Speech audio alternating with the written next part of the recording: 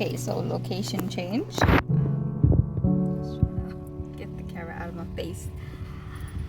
So I was just praying in the morning and stuff. And the thing is about the kingdom's not convenient. So a lot of us, like I know some people in my life, they don't like being inconvenienced.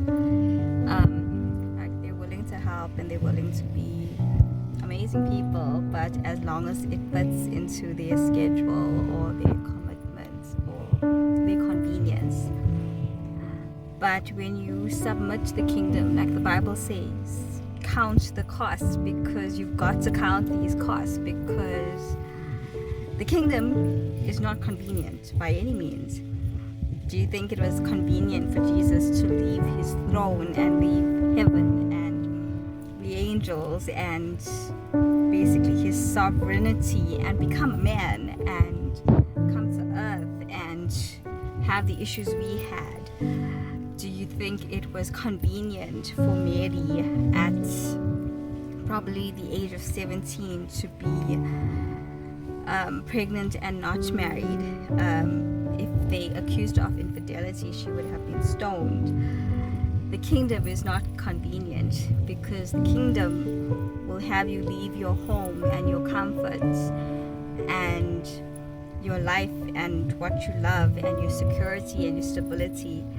The kingdom will have you resign from a job because of future plans and future endeavors. The kingdom will make you leave that relationship that does not fit into God's plans, but it fits into yours because it helps pay the rent, or it makes you, or it feeds the emotional side of you, or it is love, but it may not be what God ordained. The kingdom is not comfortable. So when you are accepting God's invitation, it ain't just cool Instagram pictures. Are you willing to let him interrupt anything? Will you let him have any piece of your life, any normal protocol that you have? Because the kingdom breaks protocols. Like when the prodigal son came back, a king doesn't run. So his father lifted up his robes and he ran. That's not the culture of the day. But the kingdom breaks protocol. The kingdom may break what you think is your rules and your values and your ethics. And I'm not saying it's not ethical. I'm saying that your decorum.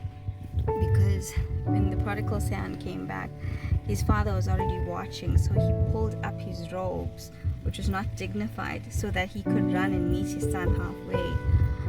So are you willing to lose some of your personality traits, maybe like how you like people to perceive you, or you like to be viewed, or how you like to come across? Because the kingdom, it's real. Like Jesus had to become human. He had to eat like us, be hungry like us. He needed sleep.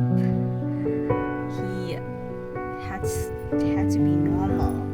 And some of us have beautiful lives and beautiful positions and beautiful relationships. Would you let God rattle that? Because let me tell you something, you give him the invitation and he comes in like a flood, and it's because he has to